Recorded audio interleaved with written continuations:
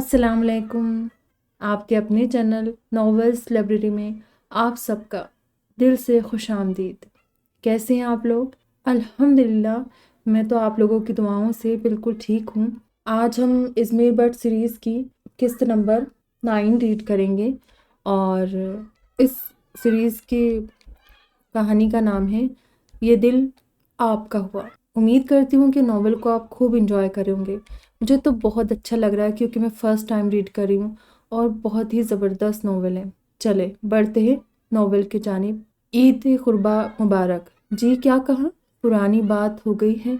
हाँ, अब नई बातें कहाँ से सुनाऊँ आपको। अगर आपका मंगेतर इज़्मीर बट होता तो मैं पूछती आपसे नई ताज़ी। खैर अब शेयर तो करनी है आपसे अपनी रुदाते ईद कुर्बा। वो एक सुहानी सुबह थी। इज़्मीर बट ने मेरा हाथ थाम रखा था। फिर किसी बात पे हंसते हुए उसने मेरा हाथ खींच के अपनी तरफ पता नहीं किस राइटर हीरोइन की तरह मैं था करके उसके सीने से लगने ही वाली थी कि जैसे अचानक जलजला आ गया हो। या खुदा, उठ जा रवि की बच्ची, फिर रोज़े महशर फरिश्तों ही को मुँह दिखाओगी। अब की बार ज़रमीना ने मुझे सख्ती से झंझोड़ा था। खबीस, मुझे पता था तुम ही होगी। आंखें खुलते ही मैं उस पर चढ़ दौड़ी। एहसान मानो जो उठाने आ गई हूँ, वरना दादी जान अपनी नई नवेली चप्पल लेके आती।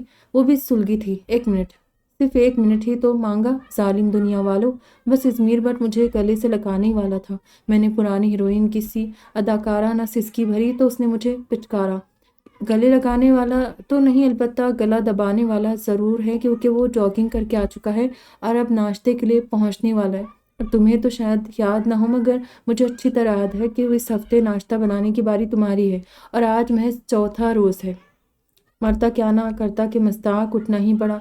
दादी जान ने सब पोस्तियों मेरा मतलब है कि सब पोतियों में काम की ड्यूटियां बांट दी थी जिनसे पहलू तही करना दादी जान को दुश्मन बनाने के मुतरादिफ था।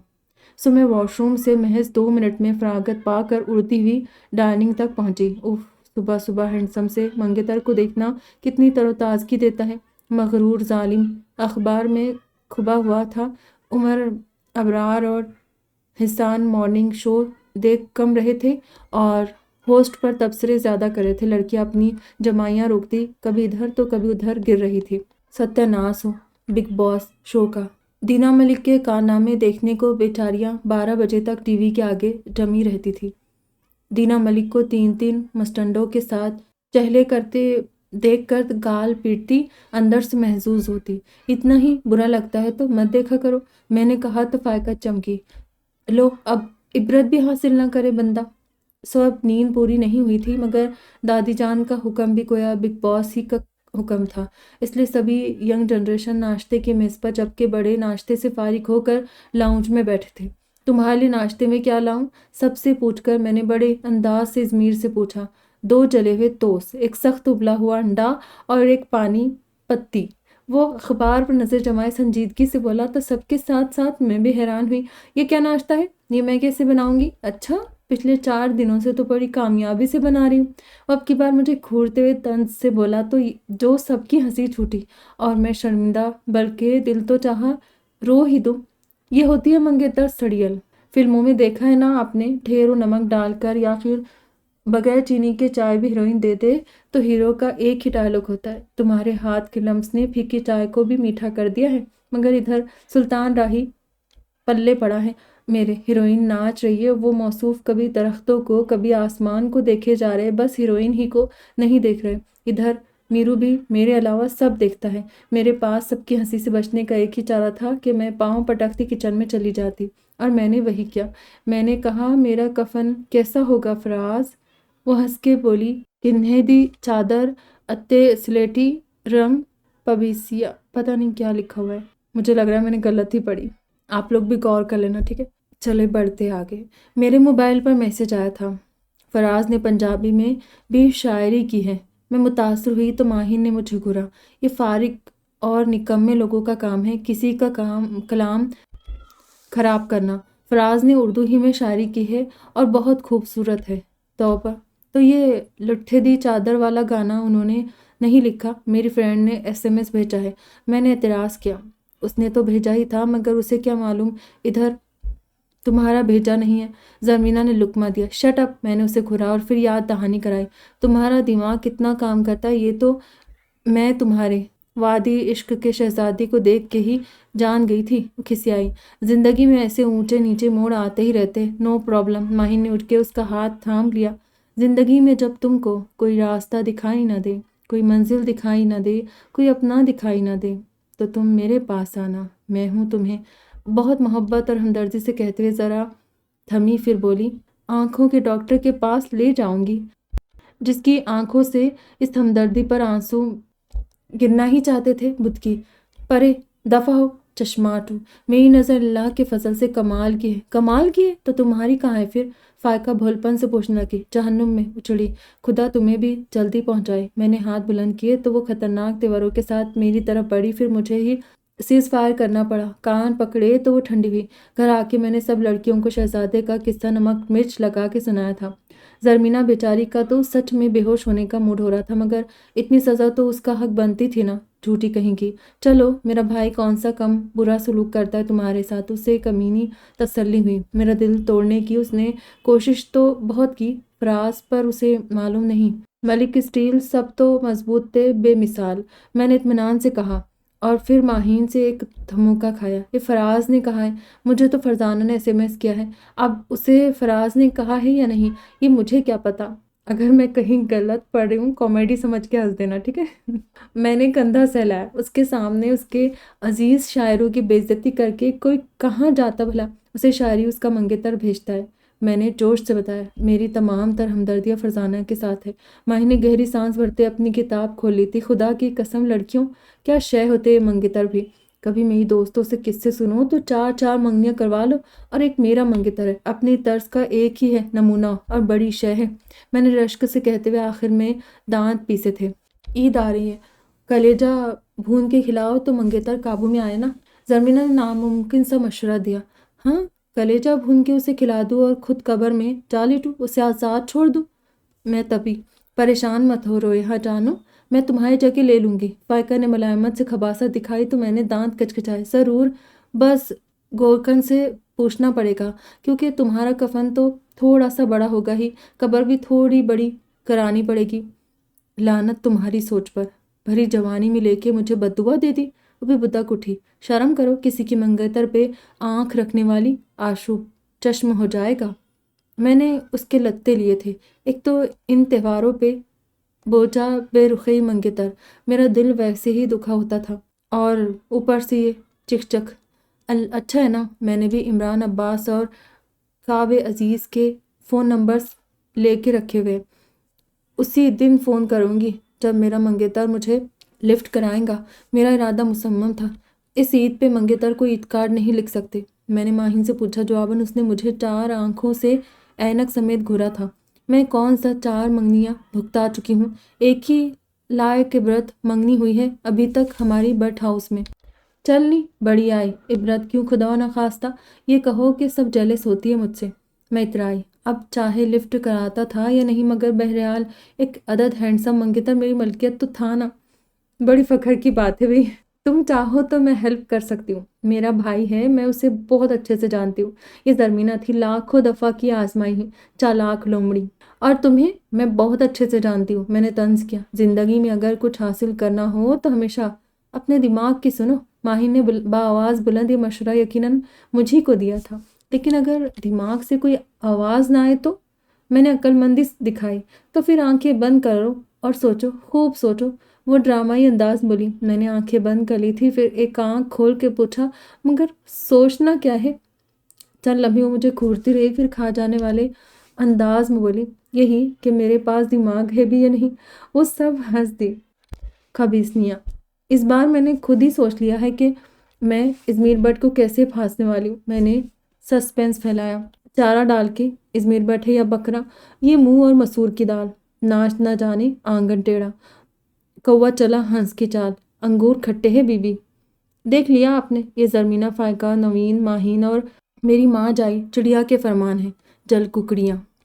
مگر میں بھی اس بار انہیں ہوا نہیں لگنے دینے والی تھی کہ میں کس طرح ازمیر بٹ کو رام کرنے والی ہوں۔ فرزانہ نے وعدہ کیا تھا کہ وہ بڑی رومانٹک شاعری جو اس کا منگیتر بھیجتا تھا مجھے فارورڈ کرے گی اور میں وہ میرو کو SMS کر دوں گی۔ یہ اسے پتہ نہیں تھا، میں تو کھیلی اٹھی تھی۔ چلو کسی طرح تو میری دلی جذبات اس پتھر دل تک پہنچیں گے، ورنہ عید الفطر پہ تو ان جل مرنیوں نے جو ٹرکوں والے شعر لکھ کے اس تک پہنچائے تھے ان کی یاد آج مجھے لرزا دیتی تھی۔ لڑکے بکرے لے آئے تھے، جی ہاں 2 عدد پلے ہوئے بکرے۔ ہم سب ان کا دیدار کرنے لان میں آئے ہوئے تھے۔ سارا دن بکرا منڈی میں پھر کے بقول ابرار مجھ سے بکروں کی اتنی بو آ رہی ہے کہ میں خود کو 2 ٹانگوں والا بکرا تصور کر رہا ہوں، اور مجھ سے جو جھپیاں ڈالی ہیں ان بکروں نے آتے ہوئے۔ عمر چونکہ بڑی گاڑی میں بکروں کے ساتھ پیچھے بٹھا کے لایا گیا تھا اس لیے کافی غصے میں تھا۔ اب لڑکے تو گئے نہانے اور بکروں کو باندھ گئے سفیدے کے درخت کے ساتھ۔ ایک بکرا تو فائقہ پہ اتنا فدا تھا کہ بار بار اس کی طرف لپکتا۔ یا تو اس میں انسانی روح ہے یا تمہارے اندر اسے بکری دکھائی دے رہی ہے۔ ماہر نے تجزیہ کرتے اپنی اینک درست کی تو فائقہ گرا کے رہ گئی۔ میرے خیال میں یہ جو تم نے نفیس سی فر والا سویٹر پہنا ہوا ہے یہ اس بکرے کی مسز کی کھال سے بنا ہوگا۔ میں نے اسے ڈرایا۔ اس کی مسز بکری تھی رویہ گل صاحبہ، دمبی نہیں، فائقہ نے مجھے یاد دلایا۔ بہرحال جو بھی ہو اس بکرے کا دل تم پر بہت بری طرح آیا ہے، زمینہ نے بھی نوٹس کیا تھا۔ رات کو بکروں کو پچھلے دالان میں باندھ کر چاروا وغیرہ ڈال دیا گیا اور میں 11 بجے تک لڑکوں کے انتظار میں بیٹھی رہی۔ وہ اپنے کسی دوست کے ساتھ قربانی کا جانور خریدنے گئے ہوئے تھے۔ جلتی بھنتی اندر آئی۔ اندر وہ سب ٹی وی کے سامنے براجمان تھے۔ یار درمیان والا دروازہ تو بند کراؤ، بکروں کی آوازیں آ رہی، پتہ نہیں چل رہا سلمان خان بول رہا ہے یا براؤن کلر کا بکرا۔ زرمینہ بدمزہ ہوئی تھی۔ ابھی انہیں پانی ڈالنا ہے، ابرار نے اپنے ذمے یہ کام لیا تھا۔ اتنی رات کو میں بکروں کے منہ لگنے نہیں جاؤں گی، میں نے واضح کیا۔ اچھا صرف رات کو ہی اعتراض ہے یا صبح بکروں کے منہ لگ سکتی ہوں؟ فائقہ پہ تو خباثت ختم تھی۔ قربانی کے بکروں کا مذاق اڑا رہی ہوں، دیکھنا ان کی روحیں بھوت بن کے ناچیں گی تمہارے کمرے میں۔ میں نے منہ پہ ہاتھ پھیرا تو اس نے ہاتھ ہلا کے مکھی اڑائی۔ آج ہم روحیہ کے کمرے میں سوئیں گے، زرمینہ نے پروگرام ختم ہوتے اعلان کیا۔ لڑکے ابھی تک نہیں آئے تھے۔ میں نے کیا گناہ کیا ہے؟ دادی جان نے کہا ہے تم مردوں سے شرط باندھ کے سوتی ہو، اس لیے تمہیں صبح جگانے کے لیے یہ ڈیوٹی مجھے اور فائقہ کو سونپی گئی ہے۔ وہ متانت سے بولی۔ میں بیچاری کیا کر سکتی تھی دانت پیس کے اسے دل ہی دل میں گالیاں دینے کے سوا؟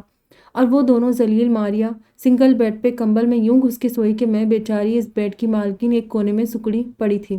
آدھی رات کو کسی نے کمبل کھینچا، میں نے اپنی طرف کھینچا۔ تھوڑی دیر بعد پھر پتہ نہیں زرمینہ یا پھر فائقہ نے وہی حرکت کی۔ اس کے بعد ایک عجیب سی آواز جیسے بیڈ کے ساتھ کوئی چیز رگڑی جا رہی ہو۔ روی یہ کون ہے؟ فائقہ میرے کان میں گھسی۔ چور۔ زرمینہ کا حلق سوکھ رہا تھا، ساتھ ہی ہمارا کمبل کھینچا گیا اور بیڈ یوں ہلا جیسے زلزلہ آ گیا ہو۔ ہم تینوں نے دل دوز چیخیں ماری اور اس وقت تک چور چور کے نعرے لگائے جب تک کہ کسی نے آ کر کمرے کی لائٹ آن نہیں کر دی۔ ان دونوں کا تو پتہ نہیں، میرے تو منہ پہ کسی کو ہاتھ رکھ کے ساؤنڈ سسٹم بند کرنا پڑا۔ میں نے پٹ سے آنکھیں کھولی تو ازمیر بٹ چور بھی تھا، ڈر بھی اور دہشت بھی، یعنی رسم دنیا بھی تھی، موقع بھی اور دستور بھی۔ میں کھٹاک سے ازمیر بٹ سے لپٹ گئی۔ چور ہمارا کمبل کھینچ رہا تھا، بیڈ کو ہلا رہا تھا۔ میں نے کتنی بار کہا ہے کہ سارے دروازے بند کیا کرو، یاد سے۔ درمیان والا دروازہ بھی کھلا تھا اور یہ تم نے اپنے کمرے کا دروازہ بھی ٹھیک سے بند نہیں کیا، تبھی تو یہ اندر آ گیا۔ مجھے آرام سے پیچھے کرتے سخت لہجے میں بولا۔ ڈرتے ڈرتے میں نے نظر اٹھائی تو براؤن کلر والے بکرے کو اپنا کمبل چباتے اور بیڈ کے ساتھ سر رگڑتے دیکھ کر مجھ پر بھی اتنا ہی پانی پڑا جتنا کہ فائقہ اور زرمینہ پر۔ پھر وہ بکرا تو لے گیا مگر ہم تینوں بیڈ پہ گر کے اتنا ہنسی کہ کیا ہی زندگی میں ہنسی ہوگی۔ ایسے میں گاہے بگاہے ازمیر بٹ کا ناداستہ لمس مجھے رہ رہ کے یاد آ رہا تھا۔ مجھے محسوس ہوا میرے دل میں اس کی محبت نہیں بلکہ شدید محبت تھی۔ میں نے فرزانہ کو خاص تاکید کی تھی جو بھی شاعری بھیجو خاص عید کی مناسبت سے بھیجنا۔ اسے میں نے یہ نہیں ہوا لگنے دی تھی کہ اس کے منگیتر کے جذبات میں اپنے منگیتر تک پہنچانا چاہتی ہوں۔ کیا خبر مائنڈ ہی کر جاتی۔ اب عید میں محض 1 دن رہ گیا تھا اور ذلیل لڑکی نے مجھے ابھی تک لٹکایا ہوا تھا۔ فون کر کر کے میرا بیلنس ختم ہونے کو تھا۔ اتنا سست منگیتر ہے تمہارا، ایک میسج کے انتظار میں تو تم بوڑھی ہو جاؤ گی۔ اف بھیج دے گا، کیا پریشانی ہے تمہیں؟ ہاں اسے کوئی بھیجے گا تو تمہیں بھیجے گا نا۔ مجھے غصہ آ رہا تھا۔ گھر والیوں کی مدد دینے سے میں انکار کر چکی تھی، اوپر سے بیرونی امداد بھی بند ہو گئی تھی۔ حد ہو گئی تھی یعنی کہ، اور پھر رات گئے جب میں بالکل مایوس ہو کر نیند میں ٹن تھی تو میرے موبائل کی میسج ٹون بجی۔ بجلی کی سی تیزی کے ساتھ میں نے تکیے کے نیچے سے موبائل نکالا، فرزانہ کا میسج تھا۔ اب پتہ نہیں کوئی نظم تھی یا کیا، نیند بھری آنکھوں اور ذہن سے کچھ سمجھ نہیں آیا تو میں نے بڑی ایمانداری کے ساتھ اسے میرو کو فارورڈ کر دیا اور ساتھ ہی اس SMS کو ان باکس میں سے ڈیلیٹ بھی کر دیا، مبادہ کوئی اور ہی نہ پڑھ لے، اور سرشار سی لیٹ گئی۔ اب بڑے مزے کی نیند آنے والی تھی۔ عید مبارک، عید مبارک۔ مرد حضرات عید کی نماز پڑھ کے آ چکے تھے اور ہم سب تیار بیٹھے اس عید پر بھی عیدیاں بٹورنے سے باز نہیں آ رہی تھی۔ عید مبارک۔ باہر کا سائے آیا تو مرد باہر لپ کے میں نے موقع پا کر میرو سے کہا، آدھی رات کو فسو خیر شاعری نے کچھ تو اثر کیا ہوگا، تمہیں ابھی واپس آ کے بڑے اچھے سے عید کی مبارکباد دوں گا، وہ بھی تحفے کے ساتھ، سنجیدگی سے کہہ کے باہر نکل گیا تو میں چکرا سی گئی۔ اب پتہ نہیں اس کی آنکھوں سے محبت کے شعلے نکل رہے تھے کہ انتقام کے، مگر فائقہ دل تھام کے صوفے پہ گری تو میں تن کے مغرورانہ انداز میں بیٹھ گئی۔ یہ کیا ہو گیا؟ بکرا کیسے، میرا مطلب ہے منگیتر کیسے قابو میں کیا؟ زرمینہ متحر تھی، وہ پانچوں میرے آس پاس آ بیٹھی۔ لفظ خرچ کیے ہیں میری جان، لفظ میں اترائی، کہاں سے چرائے؟ شاعری سے تمہیں تو کوئی مطلب ہے ہی نہیں۔ ماہین صاحب کو تھی محبت، محبت سب کو شاعر بنا دیتی ہے۔ ایسے الفاظ لکھے بھیجے ہیں کہ ساری رات کروٹیں بدل بدل کے گزاری ہوگی اس نے، ایک ایک لفظ نے تڑپایا ہوگا اسے۔ میں آنکھیں موند کے بولی، اف کیا لکھ کر بھیجا؟ زرمینہ نے مجھے جھنجھوڑا۔ بس رات کو آمد ہوئی تو لفظوں کی نوک پلک سنوار کے میں نے محبوب کو میسج کر دیا۔ میں بے اعتنائی سے بولی، ہاں شکیلہ آپا کے میاں محبوب کو؟ ماہین نے آنکھیں پھاڑی، ایک تو تمہیں شکیلہ آپا کا میاں بڑا یاد ہے۔ میں جی بھر کے بدمزہ ہوئی، پھر مسکرا کے بولی، اپنے محبوب، اپنے میرو کو۔ اور پھر لمبا انتظار، مگر ادھر بکرے کی کلیجی اندر آئی تو ساتھ ہی عمر بھی لاؤنج میں آ گیا۔ اس کے ہاتھ میں کپڑے سے ڈھکی ہوئی کوئی شے تھی اور ساتھ ایک کارڈ۔ یہ میرو نے تمہارے لیے بھیجا ہے۔ اس نے دانت چمکائے تو میں کھل اٹھی، جھپٹ کے عید کارڈ جھپٹا جس پر بڑا بڑا لکھا تھا، دل آپ کا ہوا۔ وہ سب تو جل گئی اور میں پل بھر میں عرش پہ جا بیٹھی۔ میرو کا تو دماغ خراب ہو گیا۔ فائقہ کڑی تھی، بری نظر والے تیرا منہ کالا، دل ہے تیرا کالا اور لہو بھی کالا۔ میں نے گنگناتے ہوئے عمر کے ہاتھ سے اپنا تحفہ بھی پکڑا۔ ٹرے کپڑے سے ڈھکی ہوئی تھی، میں نے ایک ادا سے کپڑا ہٹایا اور سب کے ساتھ ساتھ میری بھی چیخ نکل گئی، جان نکلتے نکلتے رہ گئی۔ تازہ تازہ ذبح شدہ بکرے کا ابھی بھی دھڑکتا ہوا بڑا سا دل گویا میری توجہ کا منتظر تھا۔ فائقہ کا قہقہا سب سے بلند تھا۔ عمر بھی ہنستا ہوا واپس گیا تھا، خبیث نہ ہو تو، پتھر دل تمہارا بھائی، اپنا دل ہوتا تو بھیجتا نہ مجھے۔ اڑے ہوئے حواس قابو میں کرتے ہوئے میں نے ٹرے ٹیبل پر پٹکی اور زرمینہ پہ غصہ نکالا۔ میرا موبائل ٹٹول رہی تھی۔ میری ہمدردی تمہارے ساتھ ہے۔ تمہارے معصوم اور انچھوے الفاظ و جذبات کا جس طرح اس نے جواب دیا ہے، تم اس کے قابل۔ وہ بڑی محبت اور ہمدردی سے کہتے کہتے ٹھٹک گئی۔ میسج تو میں ان باکس میں سے ڈیلیٹ کر چکی تھی۔ یہ دیکھو، سینٹ آئٹم میں وہ میسج ابھی محفوظ ہے جو اس نے بھائی کو بھیجا تھا۔ یہ اخلاق چکی تھی، پڑھو تو، اس کے کون سے معصوم جذبات تھے جس کا اس ظالم نے اس قدر جابرانہ جواب دیا ہے۔ ماہین نے درد بھری مندی سے کہا، رویہ گل، تم واقعی اسی قابل ہو کہ وہ تمہیں بکرے کا دل بلکہ اس کا زہر سے بھرا پتا بھیجتا؟ زرمینہ کراہی تھی، کچھ پھوٹو تو صحیح۔ وہ سب بے چینی سے دائیں بائیں آ بیٹھے۔ فرزانہ کا منگیتر اسے اتنی اچھی شاعری بھیجتا ہے، کہہ رہی تھی عید پر بھی بہت مزے کی چیز لکھ کے بھیجے گا۔ میں نے کہہ دیا اگر عید کی مناسبت سے ہوئی تو مجھے لازمی بھیجنا۔ سوچا تھا اس پتھر دل منگیتر کے دل کے پتھر پر ان نرم لفظوں کے قطرے گریں گے تو شاید سوراخ ہو ہی جائے اس میں۔ میں مکمل طور پر سن 60 کی ہیروئن کے گیٹ اپ میں تھی۔ شاباش ہے سوراخ شدہ دل، کیا کرنا ہے بھلا تم نے؟ چڑیا نے مجھے گھورا تھا۔ جیسی شاعری تم نے اسے بھیجی ہے، بھائی کو چاہیے تھا کہ بکرے کے پائے بھی تمہیں ہی بھیجتا اور سری بھی بھیجے سمیت۔ زرمینہ متاسف تھی، پھر وہ میسج پڑھنے لگی، کاش اس عید پہ تو میرا بکرا ہوتا اور کسی نے نہیں، میں نے تجھے پکڑا ہوتا۔ میں روز تجھے پٹھے کھلاتا، سارے کھٹے کھلاتا، تو مجھے میں کر کے بلاتا، شام کو میں تجھے گلی گلی گھماتا، میرے پاس گاڑی نہیں چھکڑا ہوتا۔ کاش اس عید پہ تو میرا بکرا ہوتا، رات کو سردی میں تو اکڑا ہوتا، میری محبت میں کچھ اس طرح جکڑا ہوتا۔ کاش اس عید پہ تو میرا بکرا ہوتا۔ اس کے یہ مادر پدر آزاد شاعری ختم کرنے تک سب پیٹ تھامے ہنس ہنس کے لوٹ پوٹ ہو رہی تھی اور میں بس نہیں چل رہا تھا کہ فرزانہ اور اس کا بکرا، میرا مطلب ہے کہ اس کا منگتا سامنے ہوتا تو ان کا حشر کر ڈالتی۔ اچھا جی، تو یہ آمد ہوئی تھی شاعری کی۔ فائقہ نے تمسخر اڑایا، بلکہ یہ تو درآمد شدہ لگ رہی ہے، یہ گوائے گی میرے بھائی کو ہاتھ سے۔ زرمینہ نے ہاتھ جھاڑے۔ دوسروں پہ بھروسہ کرنے والوں کا یہ انجام ہوتا ہے، یہ ماہین چشماٹو، یہ سب خبیث جل ککڑیاں، انٹرنیشنل کنواریاں، پتہ نہیں خدا مجھے معصوم کی ہر پول انہی کے سامنے کیوں کھولتا ہے۔ بہرحال آپ سے حال عید کہہ کر کچھ دل ہلکا ہوا۔ دو چار صاحب منگتر قارئین سے گزارش ہے کہ ازمیر بٹ کو منانے کے نادر و نایاب نسخے شیئر کریں، اللہ اجر دے گا۔ کوئی شیئر کرے گا کیا؟ ہماری روح گل کی مدد کرو یار۔ آج کی سیریز تو بڑی زبردست ہے، کس کو خوب ہنسی آئی؟ مجھے تو بہت ہنسی آئی۔ دعا میں یاد رکھنا، اپنا ڈھیر سارا خیال رکھنا، اور ہاں، خوب ہنسیے، مسکرائیے، خوش رہیے اور انجوائے کیجیے۔ پھر ملیں گے کوئی اچھی سی ناول کے ساتھ، تب تک کہ بنے رہے آپ کے اپنے چینل ناولس لائبریری کے ساتھ۔ خدا حافظ۔